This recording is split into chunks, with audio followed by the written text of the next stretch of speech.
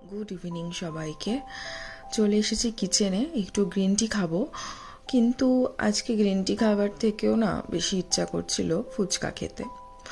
জানি না, আজকে খুবই মন চাইছিল ফুচকা খাবার, বাট আজকে বাইরে বেরোনোর কোনো প্ল্যান ছিল না।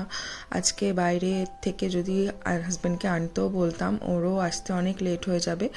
তো কি করব এই ভাবতে ভাবতেই আমি চাটা করে নিলাম, তারপরে সন্ধেও দিয়ে নিলাম। তারপরে চা খেতে বসে ভাবলাম কি এক কাজ করি, আমি নিজেই বানিয়ে ফেলি।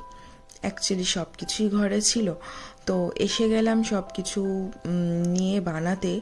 ফার্স্টেই আমি আলু বয়েল করতে দিয়ে দিচ্ছি।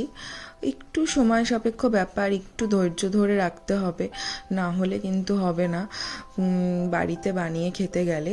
তাও ভাবলাম যে বাইরের থেকে আনতে যতটা না সময় লাগবে আমার তার আগে হয়ে যাবে। ফুচকা আমার এতটা বেশি ভালো লাগে, আমি সেটা বলে বোঝাতে পারবো না। আমি যদি বিরিয়ানি খাই, বিরিয়ানি খাওয়ার পরও আমার ফুচকা খেতে ইচ্ছা করে। যদি কেউ অফার করে আমি তাকে না করতে পারবো না, এতটাই আমি ফুচকা ভালোবাসি। আর বাইরে বেরোলে আমার সব কিছুর প্রথমে ফুচকা খেতেই ইচ্ছা করে। তো যাই হোক, আমি এদিকে মোটামুটি আলুটাও বয়েল হয়ে গেছে। দেখো, কয়েকটা আমি সেদ্ধ করতে দিয়েছি লঙ্কা। আমারও ওই সেদ্ধ লঙ্কা দিয়েই আলু মাখাটা ভালো লাগে, কাঁচা লঙ্কা বা শুকনো লঙ্কার থেকে। এদিকে টক জলটা আমি রেডি করে নিচ্ছি, তারপরে আলুটাও মেখে নিচ্ছি।